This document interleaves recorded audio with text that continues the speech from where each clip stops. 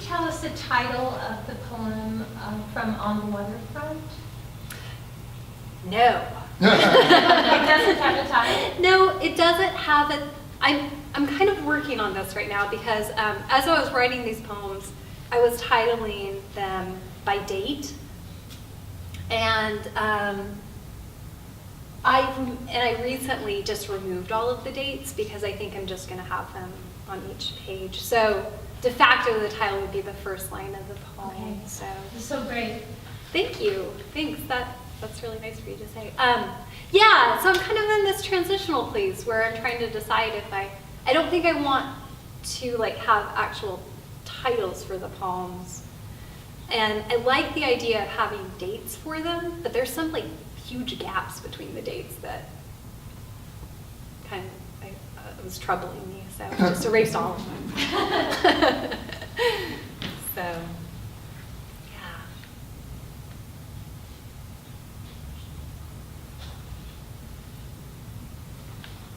You didn't mention Whitman's countless poems. Are you familiar with that? Yes, that's actually, yeah, thank you for reminding me of that. I think that's actually how I came to write that poem, was through reading Whitman, who's one of my favorite poets. Like, I feel like when I was younger, or when I was an undergraduate, it was really unpopular to like Whitman. Like, everyone was like, we love Emily Dickinson. Whitman is like he was some kind of like word pig or something. Like, he was just a glutton for language, which he kind of is, but he's great. Like, every time I'll go a couple of years and not read any Whitman, and then I pick it up again, and it's just like so gorgeous. So, yeah, I had this like secret dream about teaching a class about Walt Whitman's reception in Mexico and Latin America before, which I think would be really fascinating. So, I don't know. Yeah, as far as the poem being related to the Whitman one, aside from the Calamos connection, it really isn't. But yeah.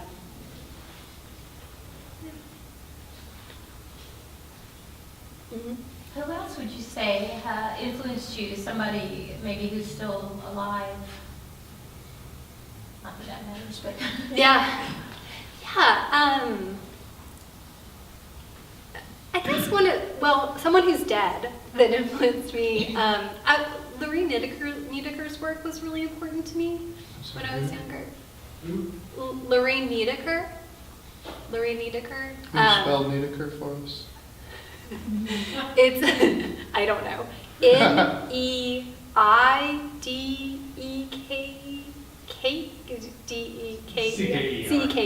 Okay, yeah. Thank you. Yeah. And I guess the objectivists were really important to me at one point. George Oppen, Zukowski. In fact, just the other day when I was moving books around, I picked up a collected George Oppen, and it opened to Of Being Numerous, and it kind of like made me cry a little bit. Like, it's just a very like touching, gorgeous poem. I like poems that have a lot of the world in them. Like Inger Christensen's book, it is really powerful to me.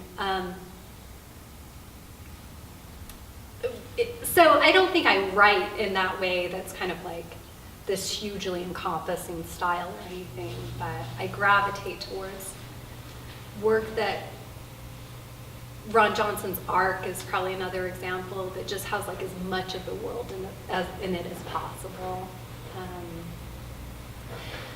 But living poets, Kyle is a great poet. Joe. The poetry community is really amazing. All of the books that are here, like everything in this, everything I've read in this room and everything that I haven't read is like either influential or potentially influential to me. So much good stuff out there. What do you want to know? I'm totally satisfied. Wow. He doesn't say that very often. Well, you talked a little bit about reading on your phone and then reading on the page. How do you compose your work these days? Do you use a computer, typewriter, notebook? Yeah. Do you write every day Mm-hmm. in little bits and pieces? That's a great question. Talk about your process. Yeah, I traditionally had always written with just like a spiral notebook, college ruled, and a pen. Like I like those really inky pens. And pretty much until I had my son, that was like, and it's still my preferred method for writing. I just love like the feeling of like hand on paper. It seems really seamlessly what I'm used to, like how my brain wants to express itself. But increasingly, more and more, I just write things on my phone. Like that's kind of what has dictated a lot of the form of the poems I've been writing, which is this kind of like mutable form because I just don't have like the time and space to really sit down and compose things like in one space.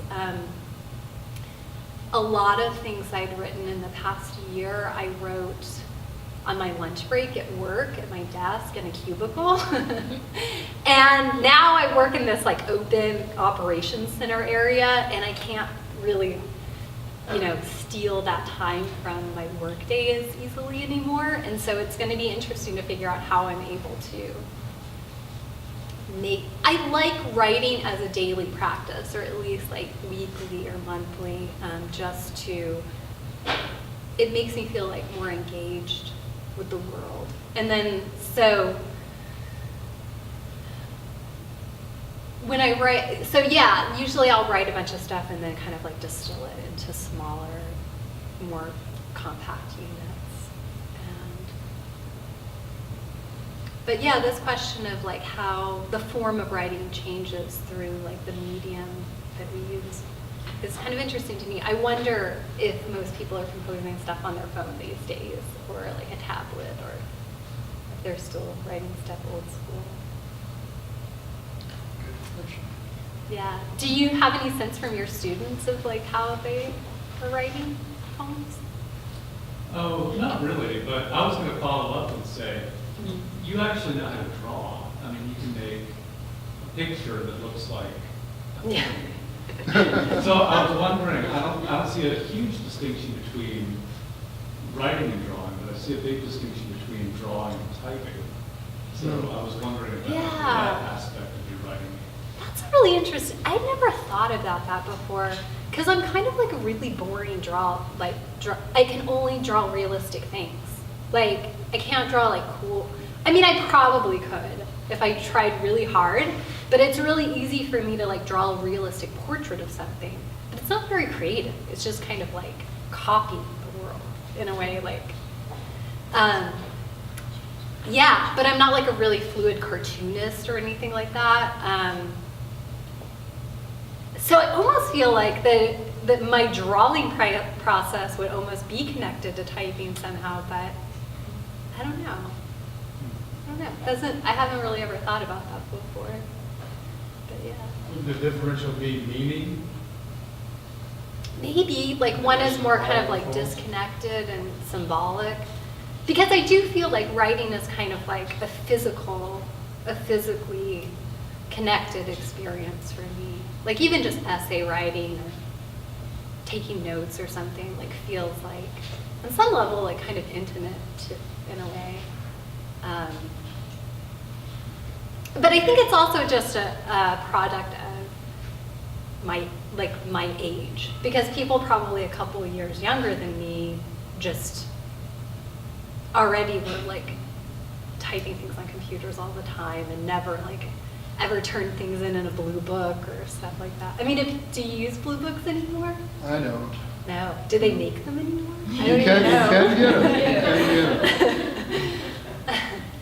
I had an April Fool's assignment that asked people to bring in blue books for our midterm, which we weren't going to have, but it was April Fool's. Uh-huh. That's kind of cruel. So they're all Did they do concerned. it?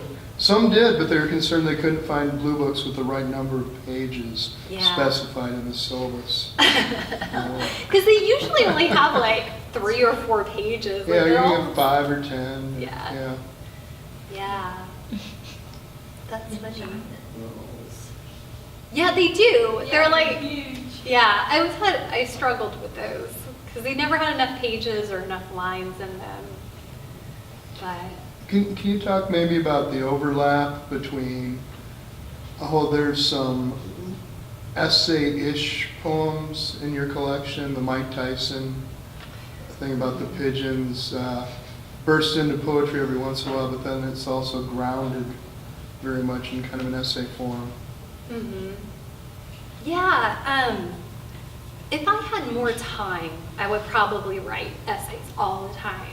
Because like which is ironic because like, I feel like essays and poems are like, probably the most unpopular, marketable forms of writing out there. But they're the ones that interest me the most because I like these kind of like philosophical, investigative dimensions of thinking about the world and kind of engaging with it. And so probably my ideal book would be like maybe 25% essay, like, and the rest like kind of lyric exploration. And that's one thing that I always have really appreciated about poetry is probably in a way more than, for me, more than fiction or even nonfiction. Like you can kind of hold these nonfiction philosophical questions in this like, almost like emotive soup, so that like you have all of this, like the ability to ask like rational things and the ability to like just be astonished about things in the world, like that expressive dimension and like the rational dimension at the same time is really interesting to me. Anything else? All right, well, we've got Ash Smith. I'd like to thank y'all for coming out and thank Malvern Books for hosting and keeping poetry on its shelves and letting us be here this evening. So thank you very much.